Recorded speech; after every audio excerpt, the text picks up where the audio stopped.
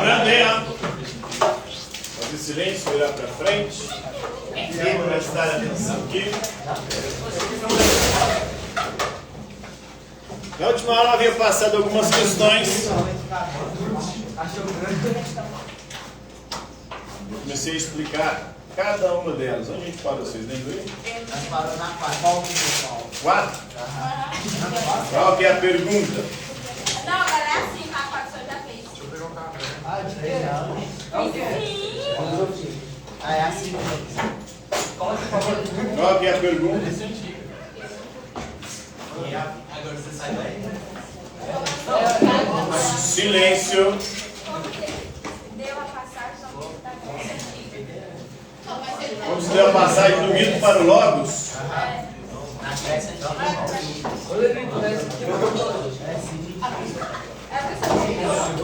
Ó, galera, chega aí.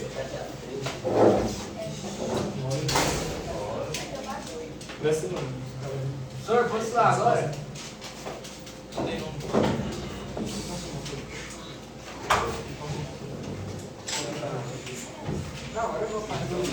Estou guardando a colaboração aí de vocês.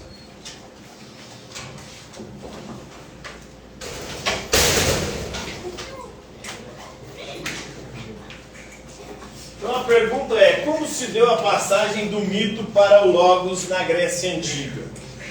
O que é o mito?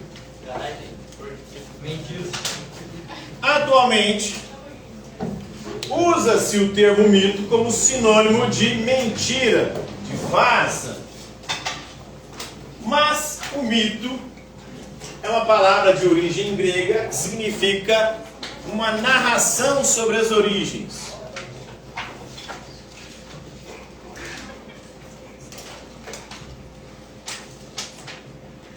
Ou seja, todo mito é uma história fabulosa, fantástica, que tenta explicar a origem de alguma coisa. E a origem dessa coisa geralmente é sempre um Deus, uma divindade. Aqui está a diferença entre mito e lenda. Lenda também é uma narração fantástica, fabulosa, mas que não envolve deuses. Sim, outros seres fantásticos. Zeus, por exemplo, é um deus. Deus do que o Zeus? Dos raios e trovões, né? Ele é um deus. Então, Zeus é um mito. O lobisomem. O lambisomem.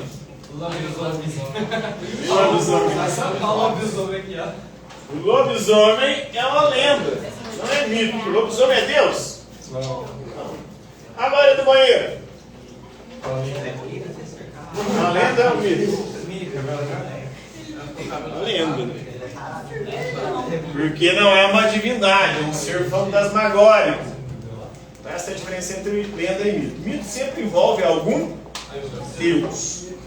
Lenda não, é fantástico, fabuloso também, mas é um outro tipo de ser que não uma divindade.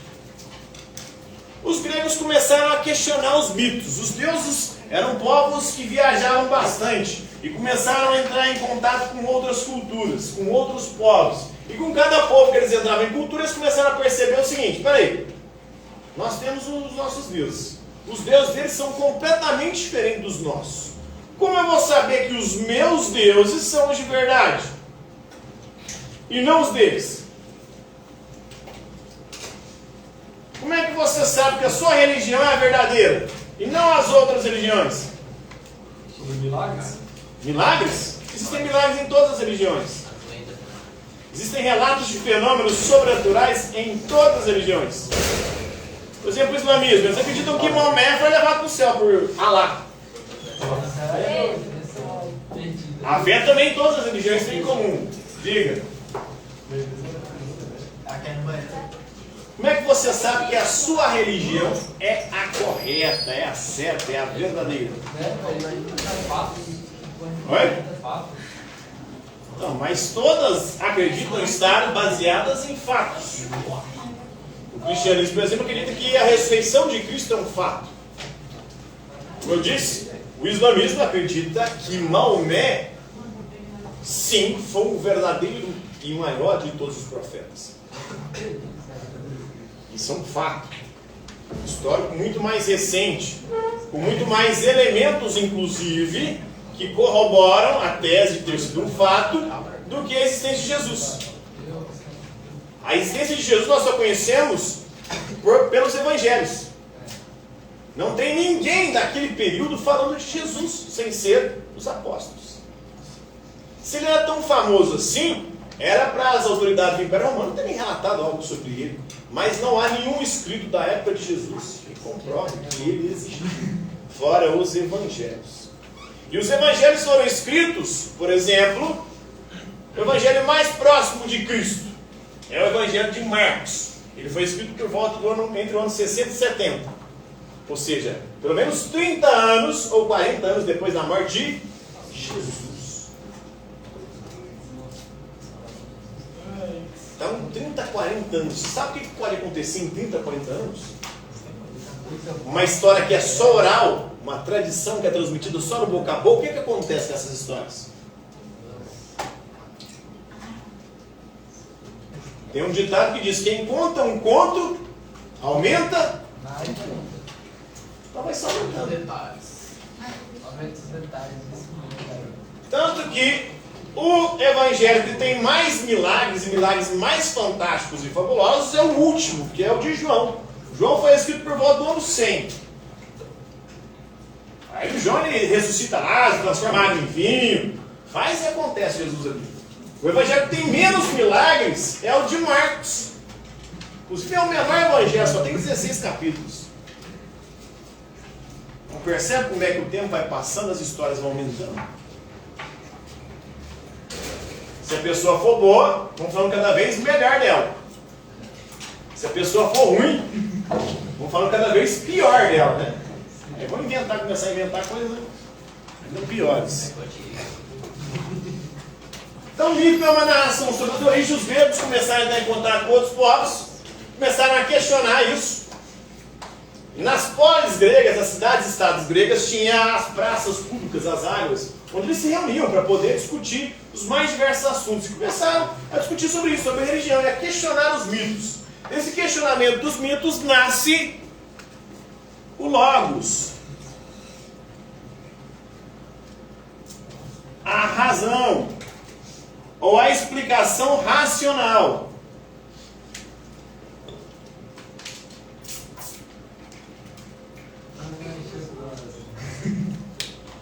Então eles já não mais aceitam as respostas vindas dos mitos, da religião, da fé.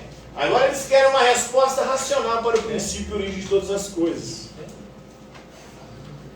É assim que se dá a transição. Na polis. A polis é a cidade-estado. Cidade-estado por quê? Porque cada cidade grega era independente. Não existia um país Grécia, não existia subordinação de uma cidade para outra, não existia capital. Então cada cidade tinha sua própria forma de organização política. E dentro da polis tinha a ágora. A ágora é a praça pública. A praça pública daquela época é diferente da praça pública de hoje em dia. O povo vai vir para a praça fazer o quê? Uma maconha, o que mais? Uma maconha, o que mais? Quem quer fazer atividade física, né? Vai usar drogas, tomar um corotinho, jogar dama. Tem gente que pratica o voyeurismo, né? Vai lá fazer as coisas relacionadas a sexo, né? Vai transar, vai ser visto, né? Gosta de ser visto, de ver. Gente que tem esses fetiches sexuais aí, chamado de voyeurismo. Então a praça pública da Grécia é diferente, eles iam para lá para discutir coisas filosóficas, coisas relacionadas à religião, política, não para fazer o que a gente vai fazer hoje na praça. É uma forma diferente de viver da nossa atualmente. Vai? Eu nem vou em praça, né? Não sou um frequentador de praças. Não fazer atividade física, por exemplo, para correr, eu jogo futebol. Na pandemia, como as academias estavam fechadas, eu fui para a praça para poder fazer uma atividade lá. Era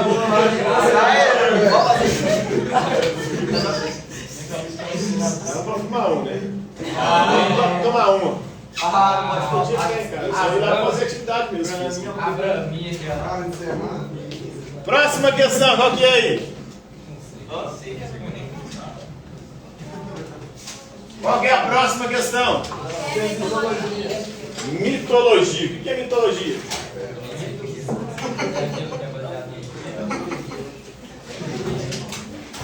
Na verdade, eu vou pôr isso aqui.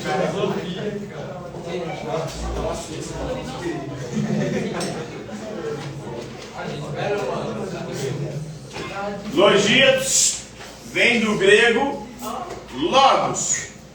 Tem razão, estudo, é ciência. Ciência que estuda os mitos, as narrações sobre as origens, as histórias fantásticas e fabulosas que tentam explicar as origens de tudo que existe. Próxima questão. Explica a mitologia grega. Na mitologia grega, tudo começa com um deus primordial. Quem que é o deus primordial da mitologia grega? Caos. Caos é o deus do quê?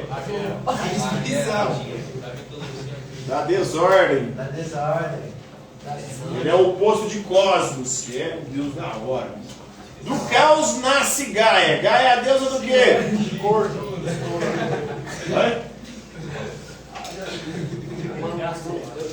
Gaia é a deusa da terra.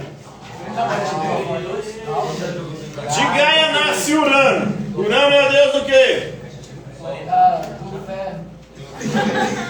Do céu. E aí Urano, o céu começa a deitar sobre a terra. Como é que o céu deita sobre a terra? Com a chuva. A chuva seria o orgasmo do céu, que engravida a terra. E a terra dá luz aqui. Da relação entre o Urano, Deus do céu, e a terra, e a Gaia, a deusa da terra, nasceu os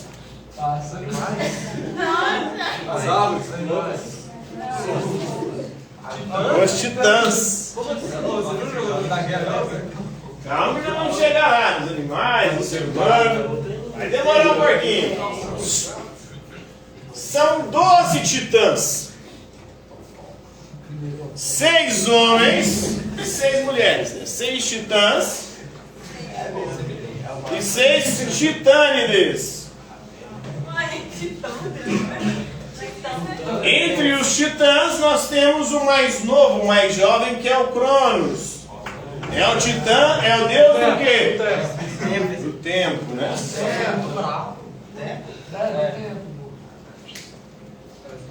Gaia estava cansada de ser abusada sexualmente de Urano, o céu. Ela foi reclamar com o filho, o Cronos. Falou: meu filho, não aguento mais seu pai. Todo dia ele deita sobre mim, manda brasa e eu fico engravidando toda hora, né?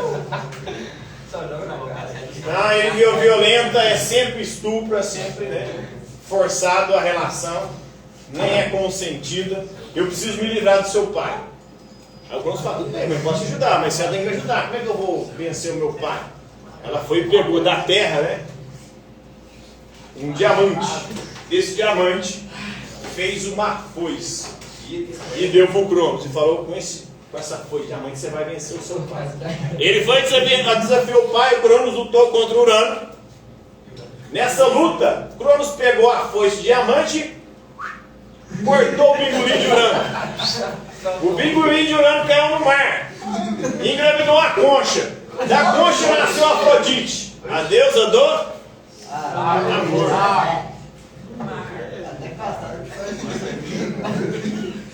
que o cara faz uma filha, velho. Afrodite, a deusa do amor. Tá vendo? E aí Cronos venceu o pai e se tornou o Deus Supremo. O Deus dos deuses. E Urano jogou a praga no Cronos. Falou, Cronos, o que você fez comigo, seus filhos vão fazer com você. Aí Cronos foi e casou com a irmã dele, com a Titânia de Reia. Reia é a Titânia da fertilidade. Pariu, mas Só piora. é daí pra baixo. E aí Cronos começou a mandar ver na irmã dele, lá na Reia. Meu Deus. E ela começou a engravidar. Todo filho que nascia, para não acontecer com ele o que ele fez com o pai, ele ia devorava os próprios filhos. Comia, engolia.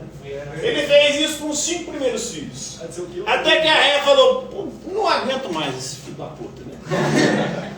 Foi lá, chegou na mãe dela na garra e falou, mãe, me ajuda, o Cronos está fazendo comigo igual meu pai fazia com você. Ele vive abusando de mim sexualmente, ele é muito violento, muito agressivo. Eu não aguento, eu não suporto mais. Ele ainda por cima devora todos os meus filhos.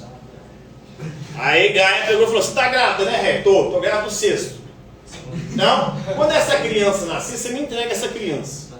Pega uma pedra, enrola em lenço e entrega para o Cronos. Ele vai comer essa pedra e nem vai ver que era ou não era um bebê. Aí ela fez isso a Reia.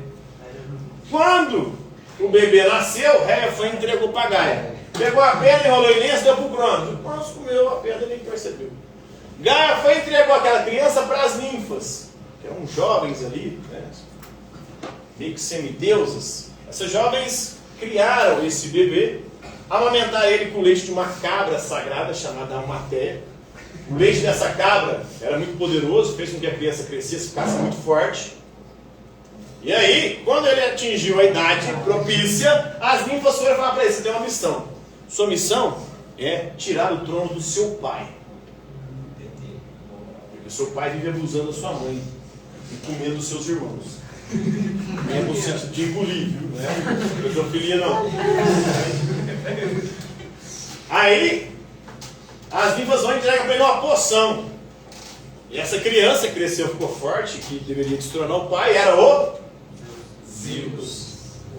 E aí Zeus foi até o palácio onde Cronos morava, colocou a poção na bebida, escondeu e esperou o Cronos tomar. O Cronos chegou, foi, tomou a bebida, o néctar dos deuses, a ambrosia, e ele começou a passar mal, ele foi, vomitou os 5 filhos que ele tinha comido, todo adulto já, e vomitou a pedra também. Aí Zeus se uniu com os 5 irmãos, era Hades, Poseidon,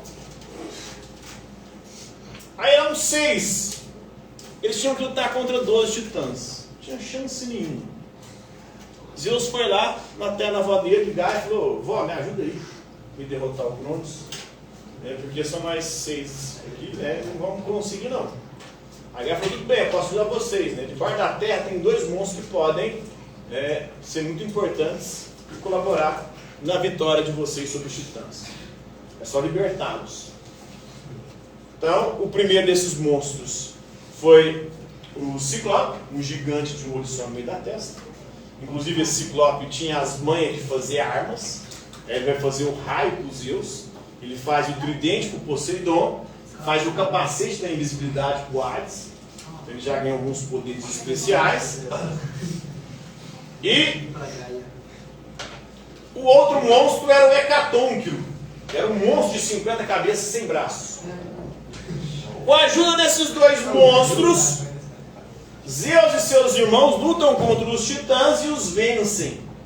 E aprisionam eles no Tártaro, no inferno, no submundo. E põe o Hades, que é irmão de Zeus, para vigiar eles lá, os titãs. E aí Zeus vence o pai e se torna o Deus dos deuses. O Deus Supremo, né? Deus dos raios e trovões, graças ao Ciclope que fez o raio para ele, né? Então de Gaia nasceu o Ciclope, né? E o Hecatônquilo.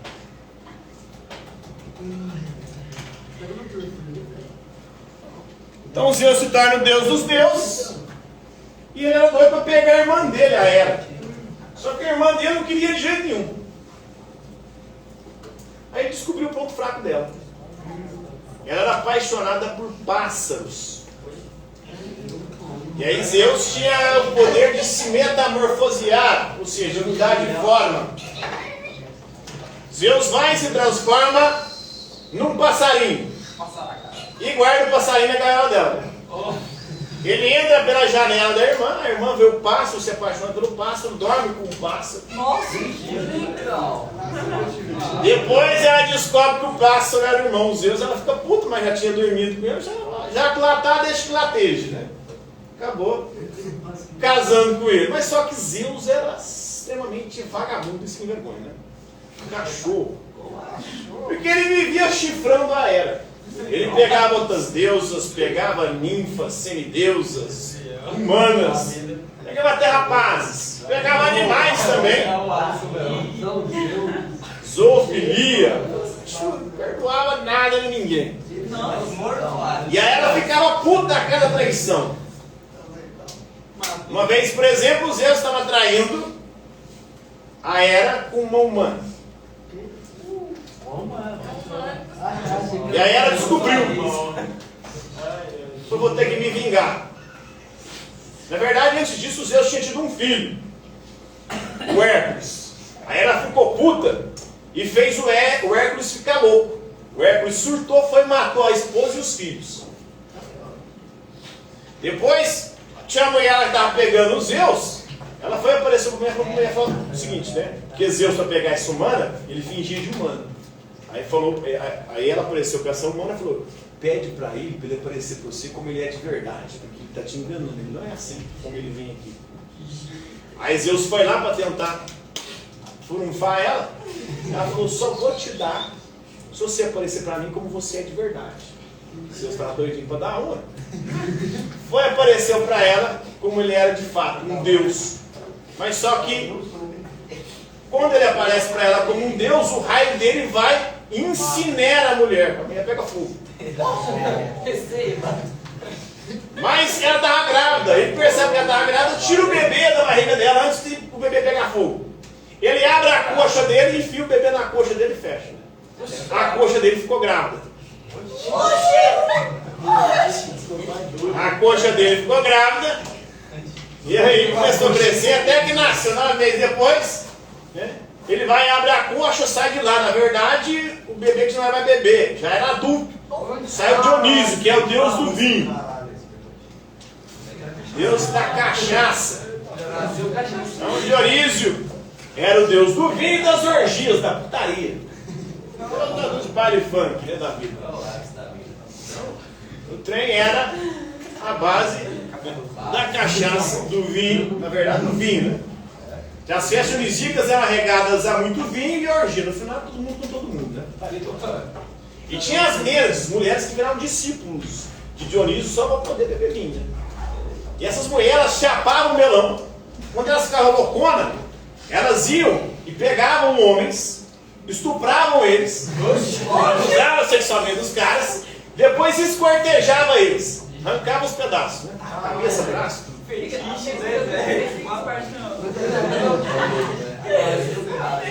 Quando fica chapada do vinho, Dionísio ficava muito louco, né? As menas. Depois, numa outra oportunidade, Zeus chifrando de novo a Hera. Ele vai engravida a mulher. A deusa que estava pegando lá. E aí, então, a Hera vai se vingar. Fala para ele que o oráculo disse que se aquele bebê nascesse, aquele bebê ia fazer com ele o que ele fez com o pai e que o pai fez com o avô, né? Aí, para não acontecer isso, Zeus vai transformar aquela que estava grávida num mosquito. E vai embora o mosquito. Só que deu ruim. O mosquito foi digerido, a mulher, né? Só que o bebê que ela estava grávida foi para a cabeça dele. A cabeça dele ficou grávida, começou a inchar, crescer. Pesada demais, uma dor de cabeça desgraçada. Ele foi e falou para o Hefesto: Hefesto, me ajuda. Hefesto era o deus do fogo dos metais. Me ajuda, porque eu estou pensando, mas a cabeça está tendo de explodir. Me ajuda aí. Hefesto foi, pegou o machado e rachou a cabeça de Zeus. Da cabeça rachada de Zeus saiu Atena, já com a lança e com o escudo, a deusa da sabedoria e da guerra, né? Pronto para a guerra. Então, essa era já Atena, deusa da sabedoria e da guerra. Oi? E assim temos as histórias de Zeus, seu safadão, né? E aí Zeus estava cansado de só viver com os deuses. Ele falou, vou fazer uns trem diferentes de nós deuses. Chamou 2 titãs que estavam presos, né? O Prometeu e o Epimeteu. Antes disso ele chamou o Atlas, né? O Atlas você vai ser... sua função vai ser sustentar a abóbada celeste. Vai segurar o céu para o céu não cair sobre a terra. Mas hoje, né, usa-se Atlas como se fosse alguém que estivesse carregando o globo terrestre. Né? Mas não. Ele segurava o céu para o céu não cair sobre a terra. A abóbada celeste. Porque eles tinham uma visão de terra plana, né? O céu era um domo sustentado por Atlas. Aí ele chama Prometeu. Ele fala, Prometeu, você vai fazer os primeiros animais. Prometeu, você vai fazer o primeiro homem. O Epimeteu vai e faz os animais. A cada animal, Epimeteu dá um poder especial. A alguns animais, Epimeteu deu o poder de voar. A outros de serem muito rápidos. A outros de serem muito fortes. A outros de serem venenosos. A outros de viverem debaixo d'água. E aí o Prometeu vai e faz o primeiro homem. Faz o primeiro homem de bonequinho de barro. Dá vida para ele. Ele falou, ixi, fudeu.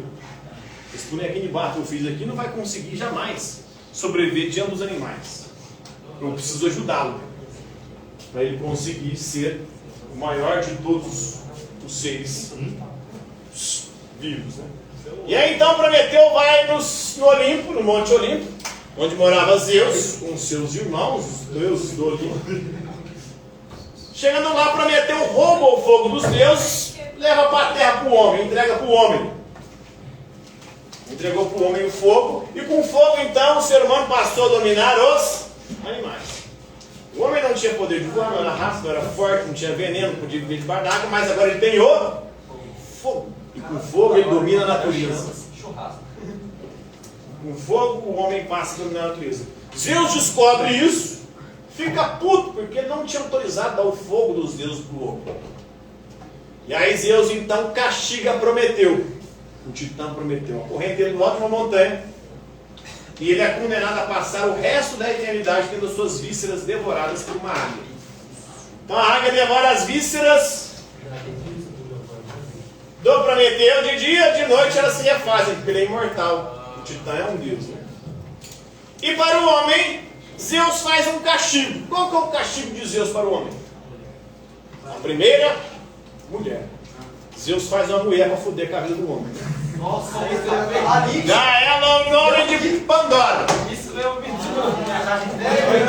Dá uma caixa para ela, um vaso. E fala, Pandora, o negócio é o seguinte. Você é a primeira mulher, esse aqui é um presente que você dá para o homem. Não abra. Sabe como é que chamava a caixa de Pandora?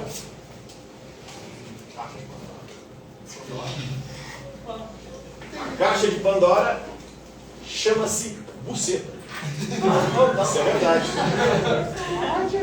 Hoje a buceta é apelido que a gente dá pra vagina.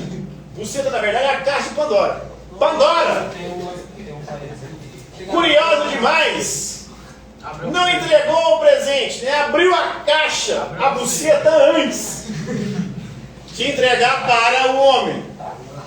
E pelo fato de ter abrido a buceta, aberta a buceta, né? Abrido não existe. Abriu a buceta e da buceta saiu tudo de ruim que existe no mundo. Da buceta, da caixa de Pandora, saiu a morte, a doença, a violência, a criminalidade, a corrupção. Então,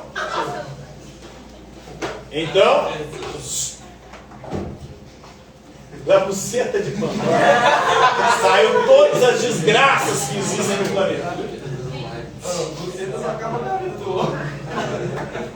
E aí, fudeu com tudo. Por isso que a gente hoje fica forte, fica doente.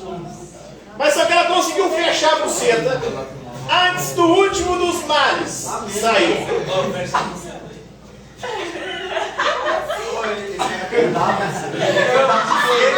Qual foi o mal que ela conseguiu reter? Que hoje o ser humano usa para enfrentar os outros males?